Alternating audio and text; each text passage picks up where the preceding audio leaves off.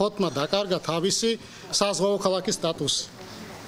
და ეს არის მთავარი. ჩვენ დავკარგეთ სამგზავრო მიმოსვლის ნავმისადგომი, ეგრეთ წოდებული საზღვაო ვокზალი, მორვაგზალს უზახოდით ჩვენ ყველა მთელი ახალგაზრდობა, მთელი ინტელიგენცია, მთელი სტუმრები თუ ვინმე ჩამოდიოდა ქალაქში, ყველა მოდიოდა მანდ, რომ მარტო საპორტო ქალაქი, მარტო კონტეინერის მიღება და ტვირთის გადამუშავება ეს არ არის.